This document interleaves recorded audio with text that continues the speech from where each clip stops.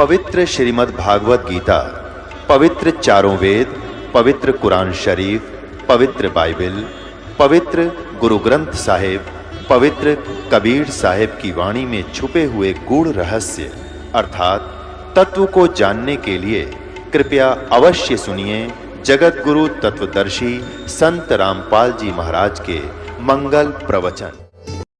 उस देवी के पुत्र हैं प्रकृति देवी के, और ये स्वयं स्वीकार करते हैं कि तू हमारी मां है, हम आपके पुत्र हैं।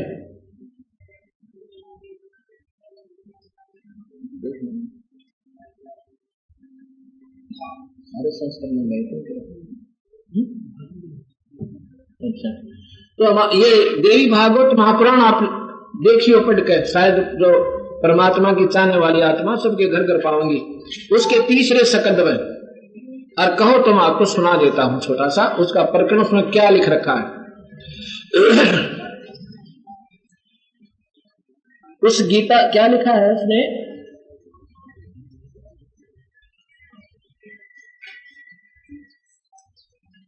देवी भागवत का मैं आपको सुनाता हूं थोड़ा सा प्रकरण, क्योंकि ये 5 दिन हमने खुले मिल जाते हैं अपने परमात्मा की और शास्त्रों का बिल्कुल अच्छी तरह विवरण देने की है।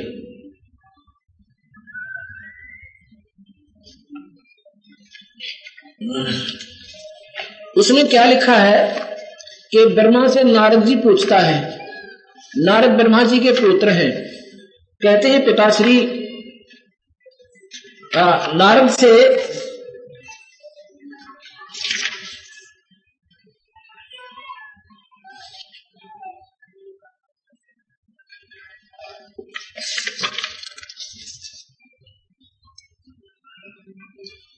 जन्मेजय ने, श्री देवी भागवत महापुराण है,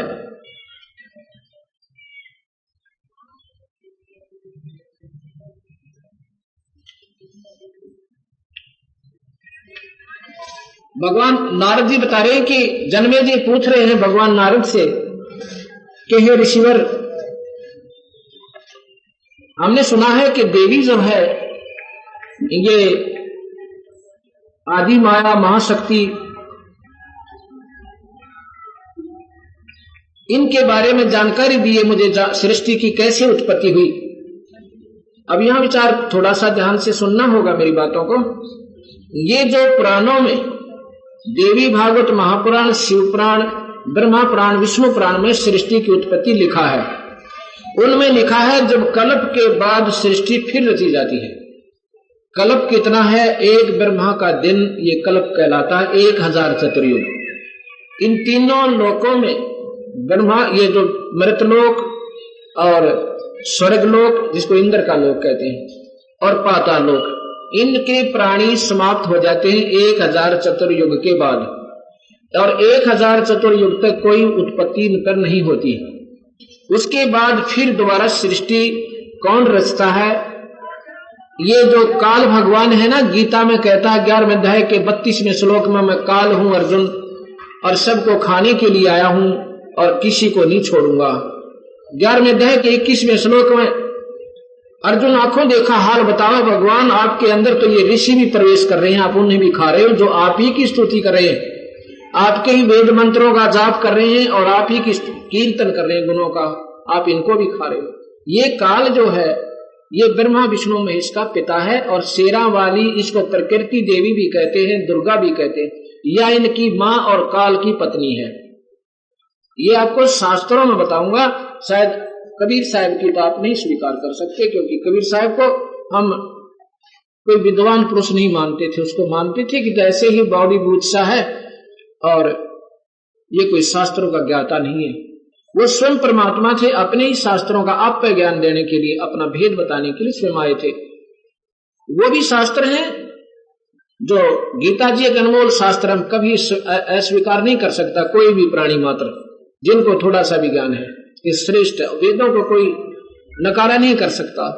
ऐसे ही वेदों का जो वर्णन जो इन देवी भागवत महापुराण में है और वेदों और गीता जी में है, वही भगवान कबीर साहब के आज से 600 वर्ष पुराना शास्त्र है, आज का नहीं है, उसमें भी यही मिला है। कोई न सोचे आज ही उसमें फेरबदल कर दिया होगा, नहीं, उसके आधार पर तो हमने इन शास्त्रों की खोज करी कि भगवान है, ये कबीर साहब ये गलत नहीं लिख सकते। और देखें तो उनमें लिखा भी है कि नहीं, जो का तू पाया, जो भगवान कबीर साहब ने अपने कबीर सागर में और शब्दावली में और इन वाणियों में लिखा हुआ है, कबीर बीजक में लिखा हुआ है, उसके आधार पर ये मजबूर होकर हमने शास्त्रों को ढूंढना पड़ा कि समाज फिर गुमराह कैसे हुआ, ये देखना है। इसमें बताया कि जन्मेजय मैंने यही प्रश्न, नारद जी कहता, मैंने अपने पिता ब्रह्मा से किया था। ब्रह्मा ने कहा बेटा ये थोड़ा कठिन प्रश्न है, पर मैं आपको अपना आंखों देखा हाल बताऊंगा, सृष्टि की उत्पत्ति बताता हूं। मैं आपको बीच में ये बताना चाहता हूं कि ये काल भगवान 3 रूप में ब्रह्मलोक में रहता है। महाब्रह्मा, महाविष्णु, महाशिव, अपने ही 3 रूप बनाकर ये काल भगवान यानी ज्योत स्वरूपी निरंजन, ये स्वर्ग लोक, उसमें ब्रह्मलोक में 3 रूपों में रहता है। ब्रह्मलोक बहुत लंबा चौड़ा है, वहां पर ये ब्रह्मा विष्णु शिव ना के उपासक ना शिव जा सकते, वहां पर एक निर्गुण उपासक साधक जाते हैं, जिनकी व्यवस्था न्यारी है। पूरे संत ते नाम लेकर ओम नाम का मंत्र जाप करके हजारों वर्ष समाधि लाकर हजारों वर्षों में फिर वो ब्रह्मलोक जान के योग्य बनते हैं। वहां पर ब्रह्मलोक समझो एक बहुत बड़ा ऐश्वर्य का स्थान है, महाब्रह्म जो ब्रह्मलोक है, उसको महास्वर्ग भी कहते हैं, उनको महाब्रह्मा भी कहते हैं। वहां रहने वाले उस 3 लोक में वही चतुर्भुज रूप में रहते हैं। तो यहां ही आपके सामने आवेगी देवी भागवत कथी क्लियर कर देगी आपके सामने कि कबीर साहब क्या बताना चाहते हैं। और देवी भागवत सभी को स्वीकार्य है, कोई नकारा नहीं कर सकता, ये अनमोल शास्त्र है। ऐसे ही गीता जी है, ऐसे ही कबीर साहब का जो सत्य मार्ग दर्शन आपको हो जाए तो फिर बहुत जल्दी हमें बातें समझ में आवे। उसने कहा कि नारद पुत्र बात सुन, मैं आपको आंखों देखा हाल बताऊं। एक बार मैं कमल, जब ये सृष्टि रची गई, मैं कमल के फूल पर था, मुझे नहीं मालूम मैं कहां से आ गया और किस प्रकार आया। मुझे तो कमल और पानी के सिवाय कुछ नहीं दृष्टि गोचर हो रहा था। ये भगवान काल यानी ब्रह्म क्या करता है, ये वहां पर 3 रूप में, महाब्रह्मा जब रजोगुण में होता है, ये एक पुत्र उत्पन्न करता है रजोगुण में, वो रजोगुण प्रधान पुत्र होता है। उसको ब्रह्मा की ड्यूटी देकर, ब्रह्मा नाम रखकर उसको सृष्टि की उत्पत्ति का कारण बनाता है। और जब तक वो जवान होते हैं, ये ब्रह्मा, ये काल, ये ब्रह्म, इनको मूर्छित रखता है, बेहोश रखता है। यहां पर इससे प्रमाणित है, आप ध्यान से सुनना इन बातों को, आप चक्कर में पड़ जाओगे। ये बातें हमने भाई शास्त्र तो हम पहले से अपने पास रखी हुई, पर ये हमारे सामने आई क्यों नहीं?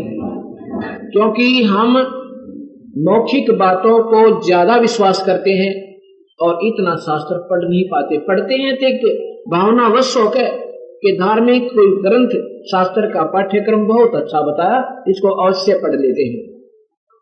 लेकिन जैसे ही हम पढ़ाएंगे, अब पढ़ोगे तो हम शास्त्रों को विशेष रूप से, ऐसे ही विष्णु ने बताया, वो आगे प्रकरण में आएगा जो बताऊंगा। तो इनको मालूम नहीं ब्रह्मा विष्णु महेश को, जब ये जवान होते इतने बेहोश रखते हैं। ऐसे ही महाविष्णु के रूप में ये काल वहां ब्रह्मलोक में रहता है, वहां विष्णु उत्पन्न करता है जब ये सतोगुण में होता है। प्रकृति देवी तक अपनी पत्नी के 3 रूप बनाकर वहां रहता है। और जब ये तमोगुण में होता है, जब शिव नामक पुत्र उत्पन्न करता है, उसको भी बेहोश रखता है।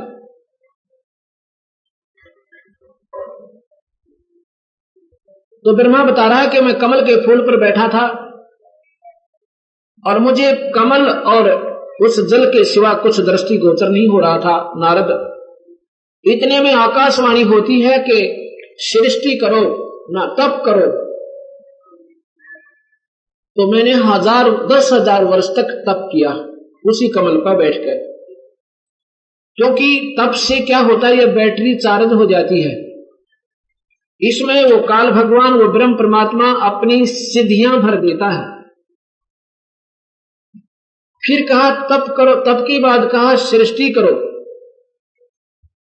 अब मेरे मन माया के सब जगह देखूं, पानी ही पानी है, सृष्टि रचूं कहां? इतना सोचकर कहते मैं उस कमल के डंठल को के नीचे आया तो मैंने कहीं उसका और छोर नहीं मिला। वापस जाके मैं कमल के ऊपर फिर बैठ जाता हूं। फिर इतने में दो राक्षस आते हैं, मधु और कैटब नाम के।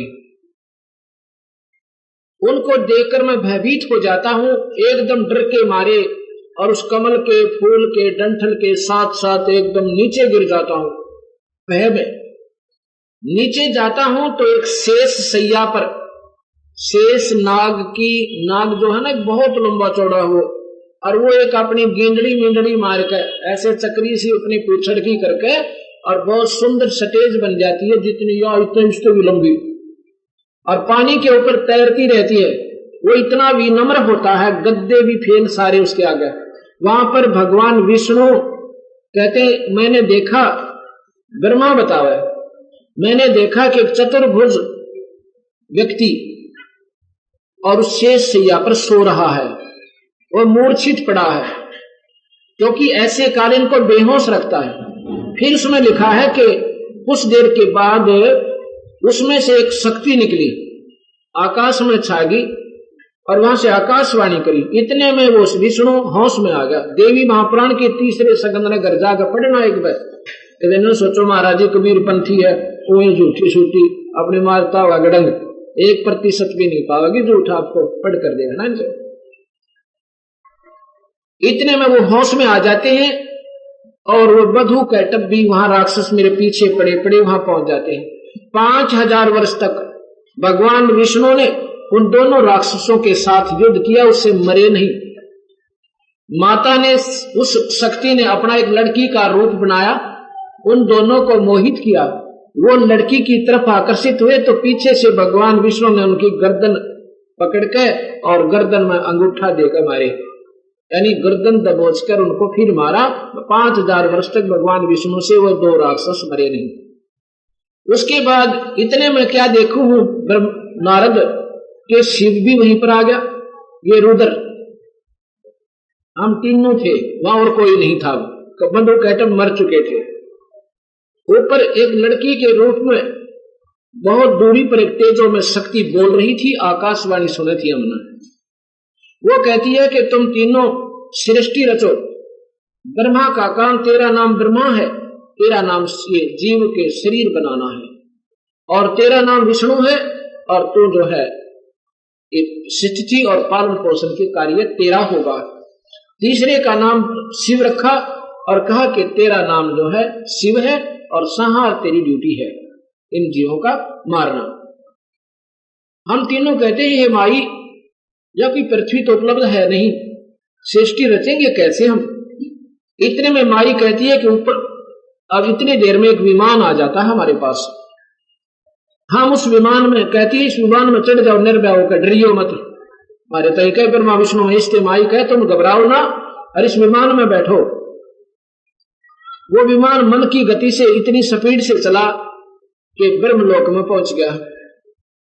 वहां पर क्या देखा कि वहां एक महाब्रह्मा देखा, ब्रह्मा देखा दूसरा, ऐसे चतुर्भुज चतुरानन। हमने ब्रह्मा से, मेरे से पूछने लगे ब्रह्मा विष्णु और शिव, कहने लगे ब्रह्मा ये दूसरा ब्रह्मा कौन है? तो मैंने कहा मुझे नहीं मालूम ये कौन है, ये देवी भागवत में लिखा नहीं होगा।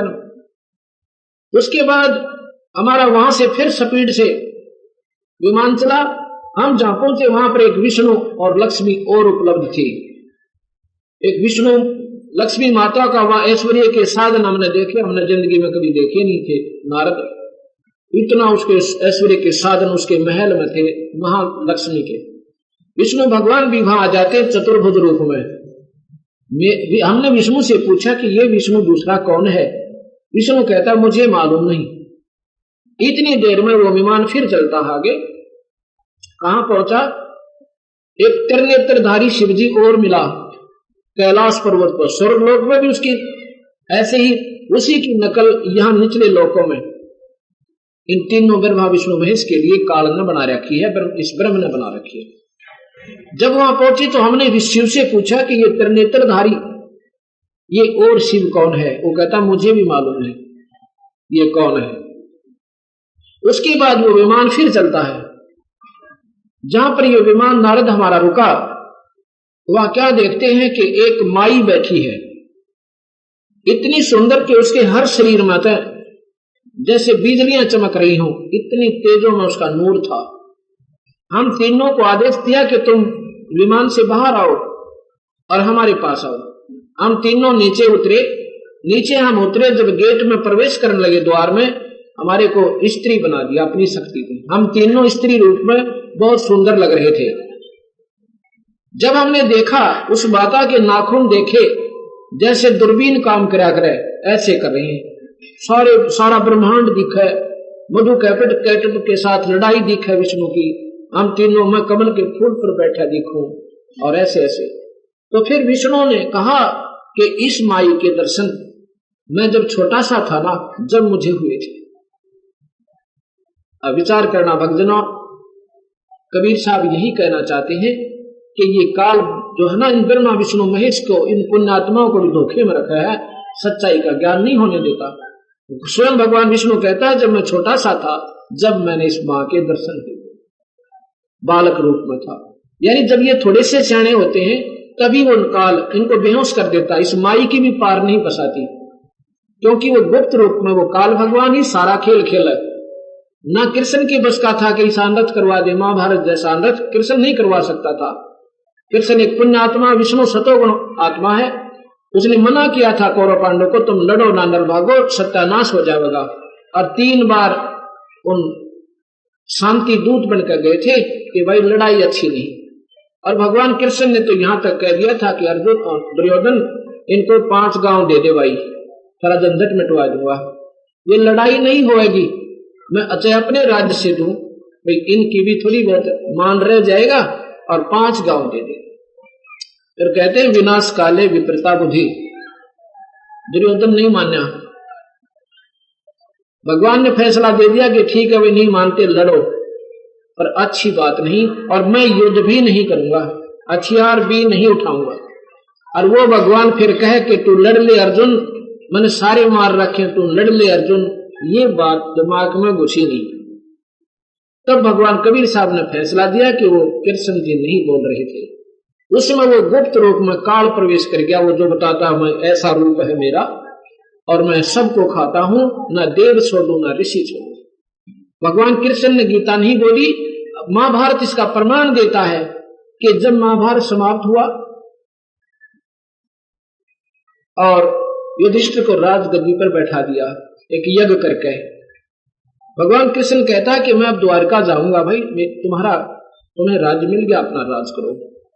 उससे पहले, क्योंकि भगवान कृष्ण एक अच्छे राजनीतिज्ञ भी थे, कहा कि हमें कुछ धार्मिक और राजनीतिक शिक्षा देकर जाओ, एक दिन का सत्संग करो। उसके लिए एक ऐसा लंबा चौड़ा पार्क जिसमें अच्छे फूल खिले हुए, बाग बगीचा, उसमें एक सत्संग हाल बना हुआ, स्टेज, जहां पर भगवान कृष्ण ने प्रवचन करने थे। वो बहुत अच्छे वक्ता भी थे।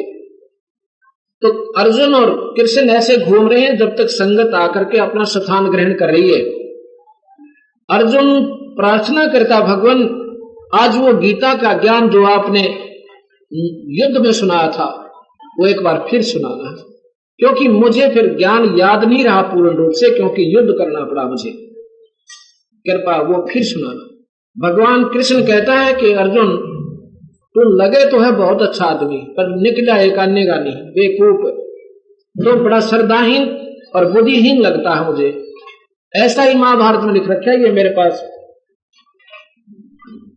इसमें महाभारत 2 है हमारे पास, प्रथम भाग और सेकंड द्वितीय भाग, उनमें लिखा है। और ये गहरी नजर गीता में हमने इसका जोका तो प्रमाण भी लिखा है, आप इसमें पढ़ोगे उस शास्त्र का आंशिक लेख एज इट इज, ताकि आपने वो शास्त्र उठाने भी ना पड़े। यही देवी भागवत भी इसमें लिखा है हमने, जितना मैं आपको सुना रहा हूं इसमें इतना ही मिलेगा। और फिर नहीं यकीन होए तो उन शास्त्रों को फिर पढ़ भी लेना। एक दो पढ़ लोगे फिर आवश्यकता नहीं पड़ेगी आपने सारे ही सत्य जो के तो मिलेंगे। एज इट इज हमने इसकी कॉपी इसमें कर रखी है, आंशिक लेख। तो उसमें क्या कहा कि अर्जुन अब मैं वो सारी गीता जो मैंने कहा था अब मुझे याद नहीं मैंने क्या कहा था। अब यहां विचार करना, भगवान कहता मुझे याद ही नहीं मैंने क्या कहा था, इसका मतलब वो किसने बोला था? कृष्ण ने नहीं बोला। और अर्जुन को कहता तूने याद क्यों नहीं रखा, इतना अच्छा जो है अच्छा ज्ञान था तूने याद क्यों नहीं रखा निर्भाग। और कहता उस समय तो मैंने योग युक्त होकर परमात्म तत्व का वर्णन किया था। परमात्म तत्व का यानी पूर्ण परमात्मा की जानकारी दी थी। क्योंकि जैसे प्रेत आत्मा एक दूसरे में प्रवेश कर जाती है, उस ओरिजिनल आत्मा जो शरीर में पहले होती है उसको मालूम भी नहीं होता कि वो प्रेत आत्मा ने क्या क्या कहा था। जब वो होश में आती है प्रेत आत्मा निकल जाती है उसके अंदर से। ऐसे ही वो होश में आने के बाद वो सोचता है मैं यहां कैसे आ गया और तुम क्यों खड़े हो मेरे आसपास। तो उससे बताते हैं तू ये कह रहा था, तू ये कह रहा था, तूने ये बताया। तो कुछ दिनों उनकी सुनी सुनाई वो कहने लग जाता है कि मैंने एक दिन ऐसे बोला था, लेकिन उसने नहीं बोला था। ऐसे ही भगवान कृष्ण ने गीता नहीं कहा था। सारा का सारा वर्णन उस ब्रह्म भगवान ने काल उसका परम रूप है उसने कहा। तो यहां मैं आपको क्या बताना चाह रहा हूं अभी। उसके बाद तीनों कहते हैं कि तू हमारी मां है और हम आपके पुत्र हैं। जब विष्णु आपसे उत्पन्न है तो हम भी आपके बेटे हैं। जब वो मां खुश होती है, अब पुत्रों बात सुन लो, तुम जाओ और तीनों के तीनों दोनों अपनी अपनी क्रिया सुन लो। ब्रह्मा शरीर बनावा विष्णु पालक शिव जी मारे, ये तुम्हारे कर्म है, ये तुम्हारे अधिकार हैं और जाइए।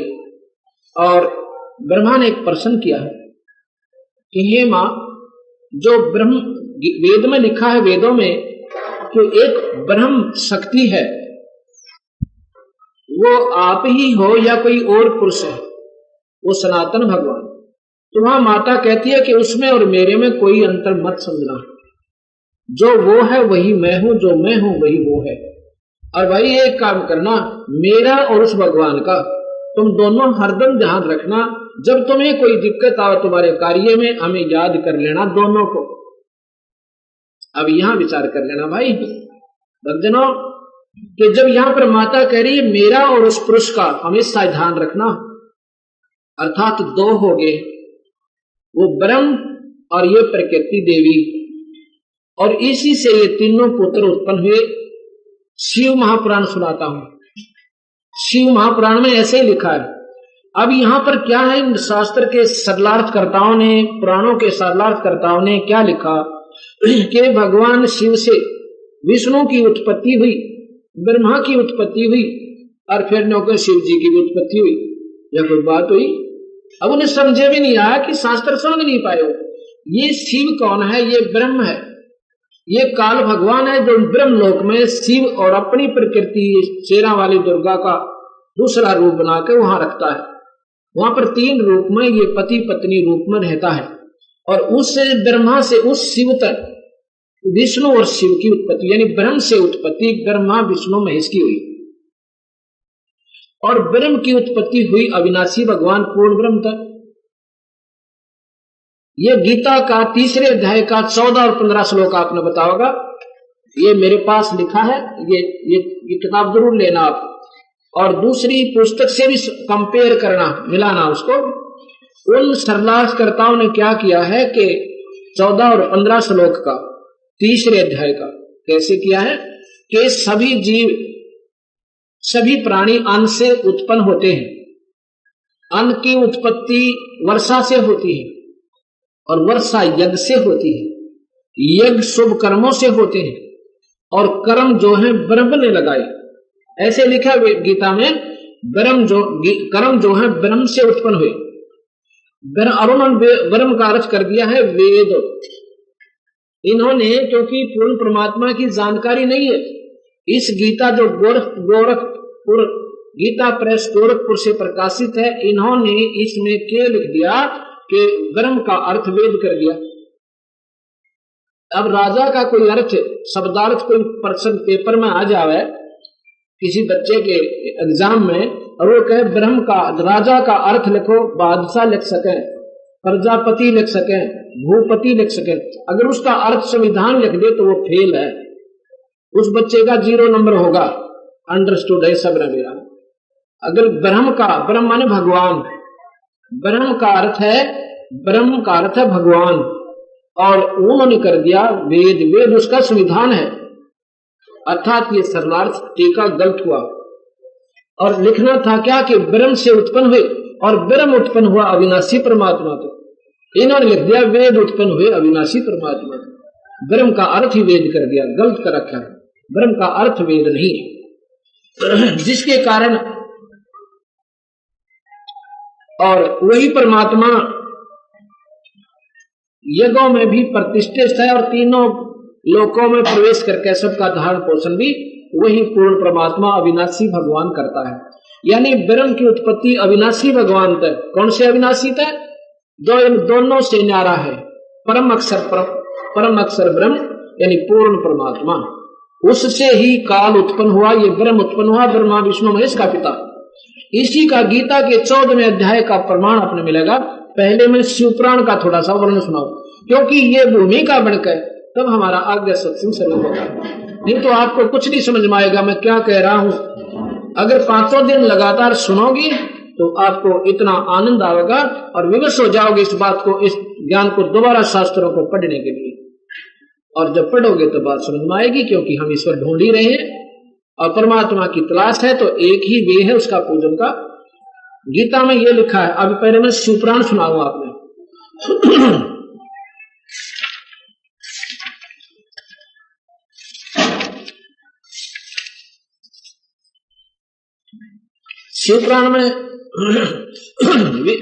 शिवपुराण में लिखा है कि महाप्रलय के समय तारे, सूर्य, पृथ्वी, जल कुछ भी नहीं रहा, प्रधान आकाश और तेज भी शून्य हो गया। तब सत असत कुछ नहीं था। इसमें आगे लिखा कि शक्ति, जो शक्ति सदा रहती है, जो सत्य ज्ञान और अनंत स्वरूप परमानंद परम पुरुष है, वही सदा शिव की मूर्ति है। इसको पंडित अवर्णनीय और प्राचीन ईश्वर कहते हैं। इसने अपने शरीर से सबसंग विसरने वाली, कभी ना नाश होने वाली एक शक्ति प्रकट की, वही प्रधान प्रकृति, वही गुणवती माया, वही विकास रहित और बुद्धि तत्व जननी माता कहलाई। अब ये सुनना कि मैं क्या कह रहा हूं। ये शिवपुराण में लिखा नहीं होगा, नहीं। जननी माया वही शक्ति, अवन का प्रकृति, संपूर्ण लोकों की ईश्वरी, तीनों देवताओं की मां। ये शिवपुराण में लिख रहा क्या है? तीनों देवताओं, त्रिदेवों की माता, और ये मूल प्रकृति कही गई। अब इसको इसने आगे कैसे लिखा?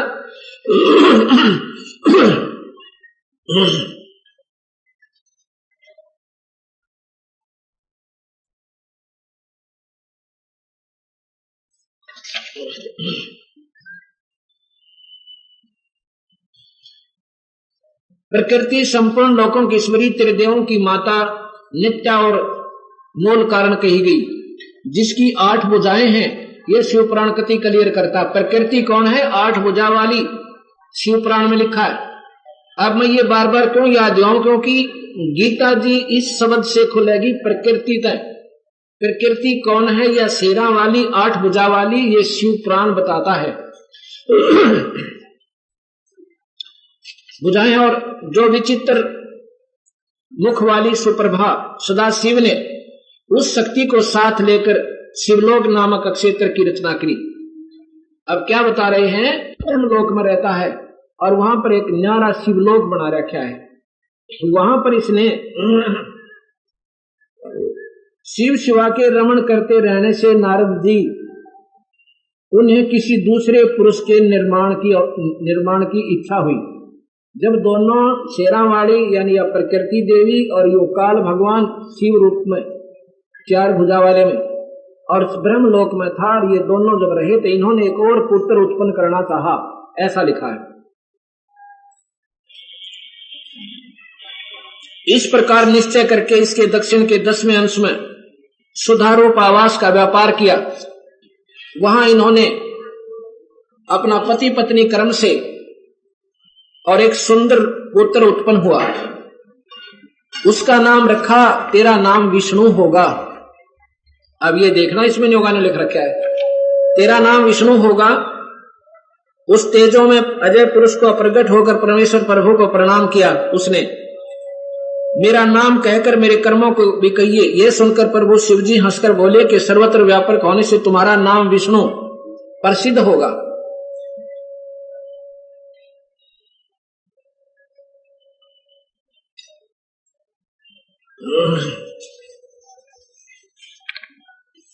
अब ये आपने सुन लिया। अब मैं आपको ये पता लगा कि प्रकृति कौन है। शेरा वाली 8 भुजा की, यही देवी भागवत महापुराण बताती है, और यही शिव पुराण में बताया, और यही विष्णु पुराण में, विष्णु पुराण में लिखा है। अब आगे बताऊंगा बाद में। अब 14वें अध्याय का गीता जी के 3रा, 4था और 5वां श्लोक ये इसी को फिर प्रमाणित करेगा। इसमें लिखा कि अर्जुन, ये प्रकृति तो मेरी पत्नी है। ये ब्रह्म बोला है काल भगवान कृष्ण के अंदर, और तब गीता हमने यानी लिखी गई वेद व्यास जी द्वारा बाद में, जो कि तुम उसमें लिखा है कि ये प्रकृति तो मेरी पत्नी रूप में है, और मैं सब जीवों का पिता हूं। मैं इसकी योनि में बीज स्थापन करता हूं, यानी इससे और ज्यादा विवरण कोई नहीं मिल सकता आपको। इससे ये सारे जीव प्राणी मात्र उत्पन्न हुए।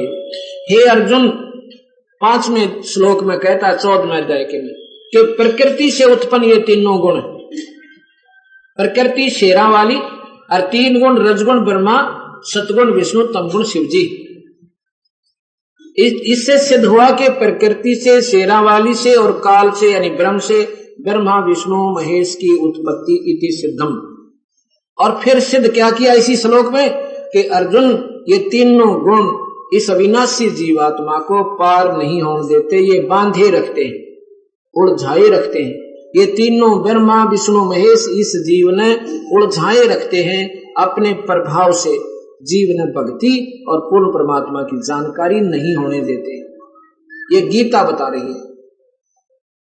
अब गीता में लिखा है 9वें अध्याय का 23, 24 और 25वां श्लोक। इसमें कहा कि अर्जुन, इन तीनों गुणों की पूजा, ब्रह्मा विष्णु महेश की पूजा त्याग दे, और देवी देवताओं की पूजा भी त्याग दे। भूत पितरों की पूजा भी मत कर। हमारे समाज में भूत और पितरों और देवी देवता की पूजा का भरमार है, और गीता में भगवान मना करे और हम उसको कर रहे हैं, तो हम शास्त्र विरुद्ध साधना कर रहे हैं। और शास्त्र विरुद्ध साधना करने वाला गीता में लिखा पापी और नीच आत्मा है। इति सिद्धम। ये ध्यान से सुनना, ये नहीं समझना कि मैं ही कह रहा हूं, ये भगवान के वचन आपको साधारण भाषा में गीता को बता रहा हूं। साथ के साथ जितने जो भगवान ने जो अपना मत, अपना ज्ञान गीता रूप में, वेदों रूप में दिया, इसको मत अनुसार साधना कहा है, शास्त्र अनुकूल साधना कहा है। गीता में लिखा है कि देवी देवताओं की पूजा जो करता है वो निर्भाग और नीच आत्मा है। आप गीता पढ़ के देखिए एक बार। फिर मैं वैसे प्रतिदिन आपको अध्याय वाइज भी सुनाऊंगा।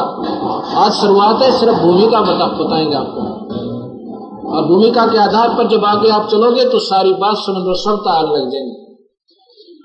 तो क्या कहा कि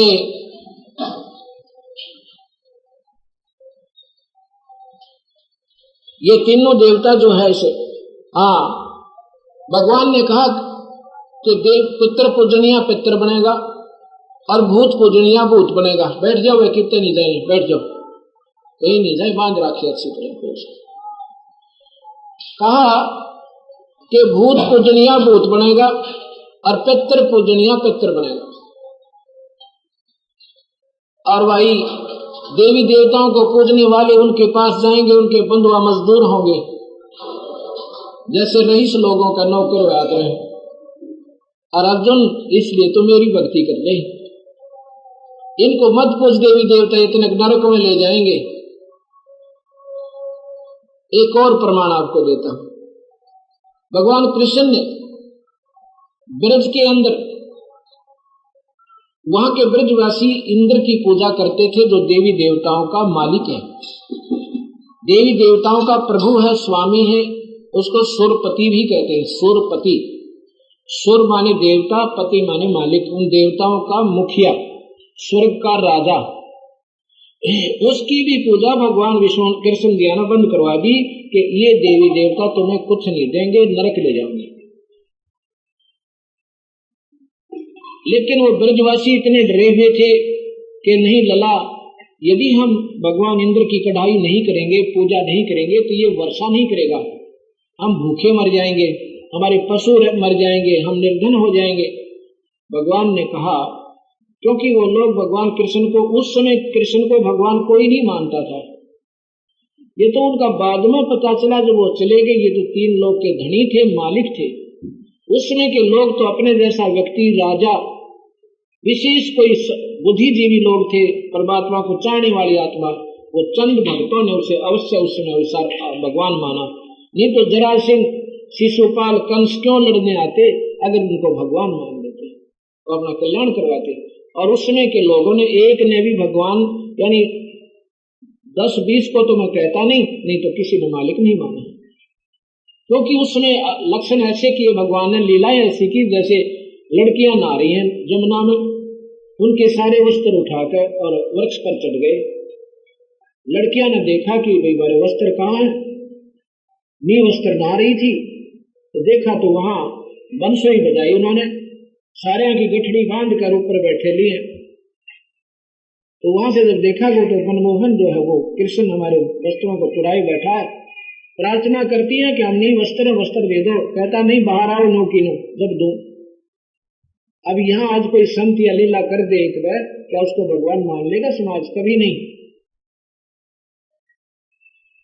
और ऐसा ही किया जब वो कति नी वस्त्र होकर आई, जब उनको वस्त्र दिए। तो उस समय के लोग तो उनको लखंडर कहा करते थे, लेकिन वो भगवान थे, मालिक की लीला कोई ही जान सका है।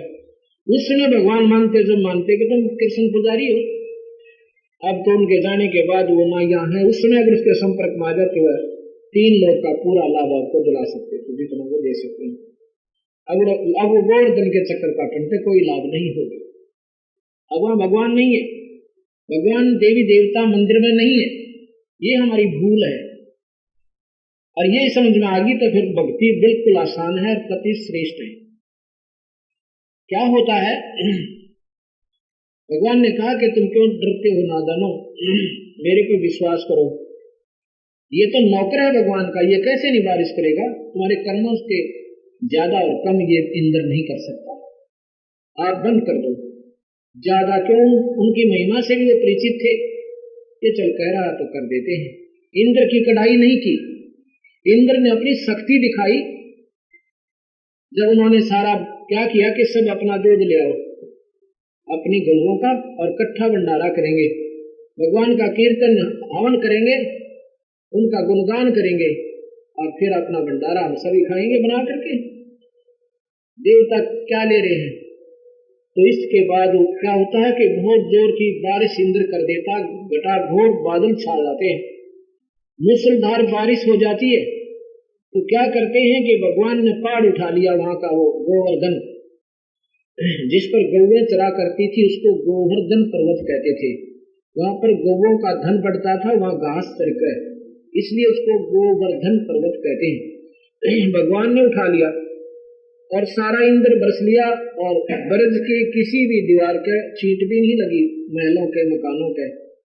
तब इंद्र ने हार मानी, भगवान के चरणों में आके अक्षमा याचना की, और भगवान ने कहा कि तुम नादान क्यों तंग करते हो, तुम देवी देवताओं इन बड़ी भारी आत्माओं को, न इनको पार होने दोगे, तुम इनको आप भी उलझाए रखोगे। तब भगवान से अक्षमा मांग के इंद्र का तो भगवान ने शास्त्र अनुकूल साधना शुरू की वहां पर। अब 5500 वर्ष हो गए भगवान न गए। उसके बाद वह फिर बीमारी शुरू कर दी, घर घर में मंदिर बनवा दिए, उन्हें मंदिर पूजा, मूर्ति पूजा, तीर्थ के चक्र। ये जीव के उद्धार का माध्यम और मीडिया नहीं है। अब शास्त्र इसी का प्रमाण गीता जी में लिखा, नहीं तो भगवान गीता में भी लिख देते कि मैंने वो गोवर्धन खाया ना, उसके सुगुर का गुना करियो, मुक्त हो जाओगे। एक लिख तो देते, फिर हम मान जाते, भाई बढ़िया करा भगवान ने लिख तो दिया तुमसे। कहीं नहीं लिख रखा, न राम नाम का जाप बता रखा कि राम राम जपो। राम कोई जपन का नाम नहीं है। ये हमारी भूल नहीं हटती, क्योंकि हम भावुक ज्यादा है। और कोई करता मिल गया जय राम सीताराम, हम भी मिट गए पाचे पाचे। और इसका मतलब क्या है? इससे मुक्त नहीं हो सकता राम नाम का। ना वेद में कितना राम नाम, ना गीता में राम नाम। एक ओम मंत्र का जाप भगवान ने बताया। इससे न्यारा कोई संत नाम देते हैं, कोई हरिओम, कोई श्री ओम, कोई ओम नमः शिवाय, ये कोई मंत्र नहीं है। ये गलत जाप है, गलत मंत्र है। ओम मंत्र होगा और अभी संत से लेगा, पूरे संत का उस तो आदेश हो ऊपर के नाम देने का। और वो फिर विधिवत शास्त्र अनुकूल साधना बताया। अपना हवन करो, ना पीपल पूजा, ना जट की पूजा, ना तुलसा की पूजा। ये जो हम ही उनके रखवाले, उन तुलसा के पानी गिरे और फिर उसे पूजा, पीपल की पूजा, ये व्यर्थ बताई है। पूजा ओम नाम की और पूरे संत से लेकर, ये तो है ब्रह्म साधना। इससे ऊपर परब्रह्म साधना, वो सतनाम पे होगी। परब्रह्म साधना वो सतनाम से होगी, और पूर्ण ब्रह्म साधना वो सार नाम पे होगी। अब आपने यदि ब्रह्म साधना करनी है और स्वर्ग महास्वर्ग की आनंद लेना है, जन्म मरण में रहना है, तो ओम नाम का जाप करो। ब्रह्मा विष्णु महेश की पूजा भी व्यर्थ बताई गीता में। गीता में लिखा है कि अर्जुन, तीनों गुणों में यानी ब्रह्मा विष्णु महेश में विष्णु सबसे उत्तम है। इसकी 14वें अध्याय का 18वां श्लोक पढ़ना। 14वें अध्याय का 18वां श्लोक, इसमें लिखा है कि अर्जुन, और ये तीनों गुण जीव ने फंसाए रखे हैं। जैसे रजगुण है, ये ब्रह्मा उपासना है। और ये कैसे हो जाता है कि इसकी साधना से जीव को ऐश्वर्य के साधन मिलने शुरू हो जाते हैं। उसमें रजोगुण प्रधान हो जाता है। जैसे राजा लोग होते हैं, कोई शादियां करा लेना, अच्छी ठाट से कार कोठी बना लेना, रोटी सूटी ला लेना, कहते ये है रजोगुण साधक। वैसे वही पूजा भी कर रहे हैं और बीड़ी भी पीवे और सुल्फे की भी चिलम चालम पी ले, और शाम एकाध व्यापार तो आरना अपनी दारू दत्ता भी पी ले। ये रजोगुण साधना है, यह नरक में ले जाती है जीव को। उसके बाद कहा कि सतगुण जो है इन तीनों से उत्तम है, विष्णु की पूजा। ये भी व्यर्थ है, क्योंकि इसके आधार पर कुछ दिन विष्णु लोक में जाओगे और वहां पर अपने पुनः न भोग के और फिर 84 में आ जाओगे। और तमोगुण की उपासना सीधी नरक जाएगी। तमोगुण माने शिव उपासना। गीता में लिखा, ये प्रमाण दिया साथ में। जैसे भगवान शिव की उपासना रावण ने की थी, और रावण जैसी उपासना शायद ही कोई कर सके जिसने अपने दड़ भी काट के और भगवान के चरणों में अर्पित कर दी।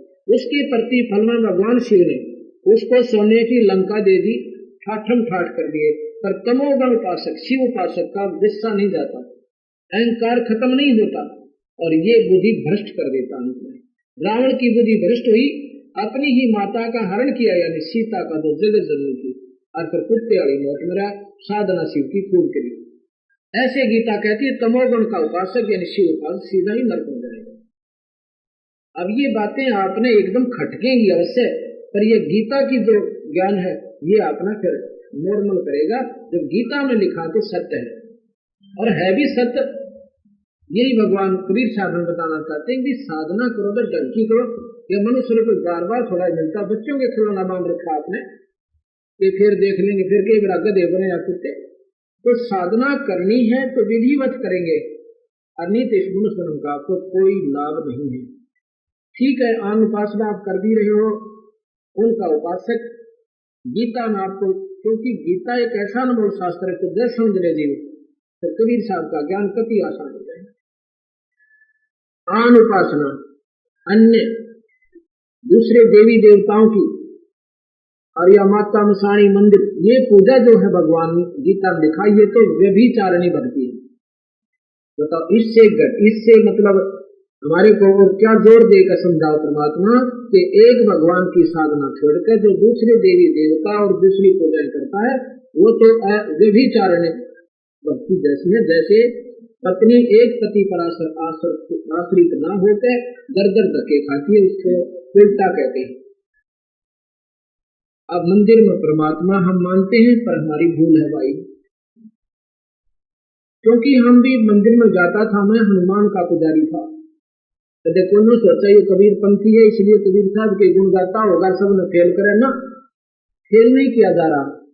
जिसकी जितनी शक्ति है वो बताई जा रही है, यही शास्त्र बता रहे हैं, वही कबीर साहब बता रहे हैं, वही ये दास, उन्हीं के आधार पर आपके सामने एक स्पीकर का काम करता हूं मैं। तो टेप रिकॉर्डर सुनकर शास्त्रों को पढ़ा, उनको रिकॉर्ड किया और आपके आगे बोलूं, अपनी तरफ से कोई मिक्स नहीं है इसमें। मैं पहले कबीर पंथी नहीं था, सन 1988 से मैं कबीर पंथी हुआ। उससे पहले मैं हनुमान पंथी था, कृष्ण पंथी था, कृष्ण जी की उपासना, गीता जी छोटी सी गीता अपनी जेब में रखा करता, और बढ़िया नौकरी भी थी मेरी, नौकरी भी करता था है। और हनुमान जी के 12 वर्ष लगातार मैं सालासर राजस्थान पुरी जिले के अंदर यहाँ पर धक्के खाना आया। अब पता चला वहां तो कुछ भी नहीं था, लेकिन उस समय वो इतनी बढ़िया लगे थी क्योंकि लाखों लोग गाँव थे और लाइन में लगकर दर्शन होते, क्या कि एक पत्थर की मूर्ति ही बूढ़ी सी बजा की और उसको एक सूखा नारियल उसने गदे भी ना खाए, वो उसका भगवान को मारा करते पटक का, इतना लाल सा कपड़ा, वह पूजा हनुमान की। हनुमान पूजा नहीं करवाता अपनी, वो राम भक्त था, उससे कहता था ईश्वर बदो भाई, भगवान का भजन करो। कोई भक्त अपनी पूजा करवा सकता है तो मूर्ख होगा। भगवान हनुमान जी ने कभी नहीं कहा मेरी पूजा करो, वो तो औरों को भी कहता ईश्वर आराधना करो, और स्वयं भी राम नाम में मस्त रहते थे। अब उनकी पूजा जिसने चलाई वो प्रतिमूढ़ होगा, इससे हनुमान नाराज होते हैं जो उनकी पूजा करते हैं। वो कहते हैं भगवान भजो भाई, भगवान की पूजा से ही बात बनेगी। तो वहां मैं 12 वर्ष गया, 25 वर्ष मंगलवार का व्रत रखा। फिर एक देखा एक कुत्ता मंगलवार को खाना नहीं खाया, रोटी डाल दी मैंने पूरी की पूरी, ऐसे एक रोटी डाल दी, भाई खा लेगा, भूखा होगा, उन्हें मुंह भी नहीं लगाया। तो मैंने पूछा, मैं कहा भाई आज ये बात जब ये नाम मैंने ले लिया था, जब मैं मंगलवार का व्रत नहीं रखता था और भूल भाल गया था मंगलवार में दाढ़ी भी नहीं बना करते, हम रोज बनवाएगा कभी आठ में डरा रखे थे, मंगलवार में दाढ़ी ना बना हो जाए, बालों को तो भी कटवा ले। जब हम परम शक्ति का आसरा ले लेंगे कोई बाधा नहीं बनती, ना वार ना कोई ग्रह हमारे ऊपर असर नहीं करेगा। तो मैंने उससे पूछा, जो रिश्तेदार खाना खिला रहा था, मैंने कहा ये तुम्हारा कुत्ता रोटी नहीं खाता, क्या खिला दिया किसको आज तुमने? उसने सोचा को हुआ तो मंगलवार है, ये खाना नहीं खाएगा। क्यों? कहते ये मंगलवार का व्रत रखता है। जब कुत्ते रूप में भी उसने मंगलवार याद है तो पहले उसने कितनी घोर उपासना करी है। इस मंगलवार के भगवान उपवास करता करता मरा हो, और फिर उस मंगलवार के व्रत में कुत्ता बना दिया। अब भी उसको मंगलवार याद है तो उसको इतनी चेतना है, इतनी लगन थी मंगलवार के व्रत की, हनुमान के व्रत की, जिसके परिणाम स्वरूप कुत्ता बन गया, अर्थात ये साधना व्यर्थ होगी। वो थी भी पहले भी गलत थी, फिर और ज्यादा जल्द क्या दैयो मार्ग ना मिलता है, कुत्ते बनते मंगलवार की पूजा करते करते। अब इन बातों का अब ज्ञान होता है, क्योंकि पहले तो हम भी सुरंग में इसे रंग रहे थे। ये कहता ना हनुमान जी की ऐसे आंधी ऐसे ही हम भी फिर गाते थे। जो हनुमान जी की महिमा रामायण में गा रखी है उससे भी ज्यादा वो भक्त भी थे। हनुमान जी भगवान राम के सहयोगी भी थे और बलशाली भी थे, नेक आत्मा भी थे, पर पूज्य नहीं है, पूजन के योग नहीं थे वो, क्योंकि वो नेक आत्मा थी। पूजन के योग तो केवल परमात्मा ही है। वो स्वयं कहते थे ईश्वर आराधना करो भाई, भगवान का भजन करो। और जो कोई भगत ही आप में से कोई अपनी पूजा करवाता है किसी तरह, उसके साथ नीच नहीं, वो कुछ नहीं दे सकता, उसको गुरुदेव ही दे सकते हैं। इसी गलती हनुमान भी नहीं कर सकते थे। विद्वान पुरुष थे, बुद्धिजीवी थे और बहुत अच्छे निर्मल आत्मा के थे। अधीन भाव बहुत का अनुमान दिया ऐसे। तो जब इन बातों का हमें ज्ञान होता गया तो 88 से मैं कबीर पंथी हुआ, और मैं ये चाहता हूं ये सभी कबीर पंथी हो जाए। पंथी का मतलब ये नहीं है कि हम कबीर साहब की मोर लगा दी। पंथ है वे ऑफ वर्शिप, पूजा का मार्ग। पंथ माने रास्ता। जो भगवान कबीर साहब ने रास्ता बताया उसी का प्रमाण गीता में मिला, उसी का प्रमाण वेदों में मिला। अब वो पूर्ण परमात्मा सतपुरुष स्वयं कबीर साहब है, सतलोक में रहते। ये यजुर्वेद है, यजुर्वेद ये महर्षि दयानंद के द्वारा भाषा भाषे है, उनके द्वारा सरलार्थ किया है इसका हिंदी में। और ये भी ये कहते थे भगवान कोई नहीं, ना ब्रह्मा भगवान, ना विष्णु, ना शिव, ये तो भगवान के ही अन्य नाम है, और कोई परमात्मा नहीं है आकार उकार में स्थित है। और वही फिर वेदों का सरलार्थ लिखते हैं, वो परमात्मा हम भगवान को कबीर साहब कहते हैं मैं बंदी छोड़ हूँ, पूर्ण परमात्मा हूँ। बंदी छोड़ किसे कहते हैं कि इस काल ब्रह्म के लोक से जीव के बंधन काट कर इनको खत्म करके छुड़वा कर सतलोक ले जाता हूँ। अमर करूं सतलोक पठाऊं ताते बंदी छोड़ कहूं, यानी बंधन काट के बंधनों का शत्रु ये पूर्ण परमात्मा कबीर साहब कहता मैं हूँ। और इसी का प्रमाण यजुर्वेद दे रहा 5वें अध्याय का 32वां श्लोक, जो मेरे पास पुस्तक उपलब्ध है, इसमें 136 पृष्ठ पर पढ़कर सुनाता हूं। हे जगदीश्वर, जिस कारण से आप, वैसे इसकी संस्कृत में कैसे लिखा है कि उसी कबीर, कबीर लिखा कबीर, इसकी संस्कृत में लिखा है उगसी कबीर अंगारसी, इनका संस्कृत बनता है। वैसे तो इसका सारे का भावार्थ अगर बनाए तो ऐसे बनता है कि वो कबीर नाम का परमात्मा वो सतधाम सतलोक में रहता है, वही बंदी छोड़ है। लेकिन इन्होंने कबीर साहब को तो मिटाना चाहा कि कबीर आगे ना आ जाए, तो दुल्हा था और आकार में भगवान नहीं होता। इस दृष्टिकोण से इस महापुरुष ने इसका सरलार्थ किया है, फिर भी सच्चाई छुपा नहीं सका। जैसे लिखा है, हे जगदीश्वर, जिस कारण आप कांतिमान हैं, खोटे चलन वाले जीवों के शत्रु व कांत पर्य हैं, बंधन के शत्रु। अब ये सुनना जानते हैं, बंधन के शत्रु या तारादि तंतुओं के विस्तार करने वाले बंबारी, बंधन के शत्रु यानी बंधन काटने वाले, हम उनको बंदी छोड़ कहते हैं। वो बंदी छोड़ कहलाते हैं जो बंधनों के शत्रु, बंधन काट दे। काल के बंधन हमारे ऊपर, हमें गधे बनावे, गधी बनावे, कुत्ते बनावे, कुतिया बनावे, और ये इतने प्रकार के झंझट उठा कर हमारे को यहाँ जीव रूप में बना दिया। ये काल में बना रहता है, और अपने तीनों पुत्रों को ड्यूटी दे रखी है काल में, ब्रह्मा शरीर बनावा, विष्णु पालन, शिव जी मारा। ये किस लिए भाई, ये समझ में ना आई। वो तो सुना करते थे कि 3 भगवान है भाई, एक शरीर बनाता है, एक पाला, एक मारे।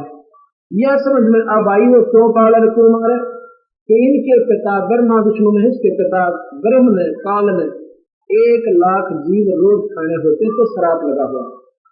अब ये समझ में आओगी जब आपको सामने आएगी कहानी, और फिर हम आपको सृष्टि रचना सुनाएंगे, खुद कर रची गई। ये जो शास्त्रों में पुराणों में सृष्टि रचना है, ये कल्प के बाद रची जाती है, और जो वास्तव में जब रची गई थी वो सृष्टि रचना हम आपको इन 5 दिनों में सुनाएंगे। बंधन के शत्रु, तारादि तंतुओं के विस्तार करने वाले, अर्थात सारे ब्रह्मांडों के बनाने वाले आप ही हो। प्रशंसनीय सेवा युक्त स्वयं शुद्ध है, सबको शोधने वाले और अच्छे प्रकाशमान, अच्छे प्रकार प्रकाशमान। प्रकाश तो ब्रह्मा का भी है, प्रकाश विष्णु का भी है, प्रकाश शिव का भी है, और प्रकाश इनके पिता निरंजन का भी। ये 16 कला के भगवान और ब्रह्म जो है इनका पिता 1000 कला का है। जैसे एक तो 40 वाट का बल्ब हो और एक 1000 वाट का हो, उनसे अच्छा वो प्रकाश है। इनसे भी अच्छा जैसे सूर्य निकलाई, अब इन लाइटों का भी कोई विशेष प्रभाव नहीं है जो 1000 वाट की दो जग रही है। तो ऐसे कबीर साहब जो पूर्ण परमात्मा है वो सूर्य समझो, और बाकी भी काम चलाओ सरकार ये भगवान भी है।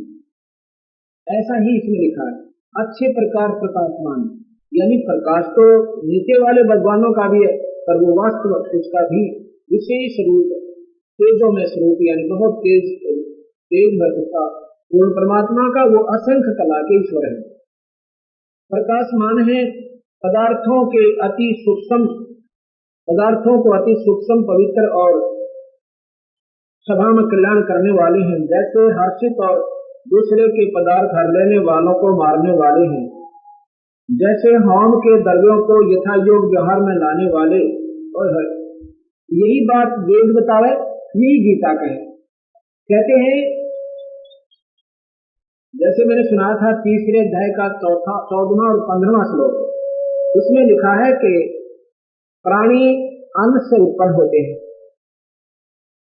और अन्न की उत्पत्ति वर्षा यज्ञ से होती है, और यज्ञ होता है शुभ कर्मों से, शुभ कर्म ब्रह्म से उत्पन्न है। ब्रह्म की उत्पत्ति अविनाशी परमात्मा, तो तीनों लोग अविनाशी परमात्मा से, और वही अविनाशी परमात्मा पूर्ण ब्रह्म यज्ञों में प्रतिष्ठित है। यज्ञों का फल भी वो पूर्ण परमात्मा ही देता है। वही वेद बता रहे हैं, ये 5वें अध्याय का 32वां श्लोक। सुख जैसे होम के द्रव्यों का यथा योग व्यवहार में लाने वाले, जो भी निमित्त भगवान के जो हवन करता है उसका लाभ वो पूर्ण परमात्मा ही उनके परमाधार पर उनसे दिलवाता है। जैसे जड़ में पानी डाले वृक्ष का, तो उस पानी और खाद की कृपा से वो टहनियां फल देंगे, अर्थात अन्यथा नहीं दे सकते। ऐसे ही गीत में लिखा है, यजुर्वेद के 5वें अध्याय का 32वां श्लोक मैं आपको सुना रहा हूं। सुख दुख को सहन करने और कराने वाले हैं, जैसे अंतरिक्ष को प्रकाश करने वाले, और सतधाम युक्त, रतधामा संस्कृत है, सतधाम युक्त यानी सतलोक में रहते हो। सत माने सत, धाम माने लोक, वो परमात्मा सतलोक में रहता है, वो पूर्ण विनाशी से। वही कबीर भगवान कहते हैं, हम सतलोक से हम चलाए काटन नियम की फांसी, हम सतलोक से आकर इस काल के बंधन को काटने के लिए हम आए ही यहाँ पर। हमारी बात सुनो और फिर ध्यान से फिर पूजा करके देखो, आपको कितना लाभ मिलेगा। सतधाम युक्त है, वैसे युक्त गुणों के प्रसिद्ध आप सब मनुष्यों की उपासना करने योग्य हैं, ऐसा हम जानते हैं कि आप ही उन सभी हमारे लिए सबके लिए पूर्ण परमात्मा तुम ही पूज्य है। अब शाम को आपको सृष्टि रचना से शुरू करेंगे। बोल सतगुरुदेव साथ साहिब, कोटि सिजदा करूं कोटि कोटि करने, चरण कमल में रखियो मन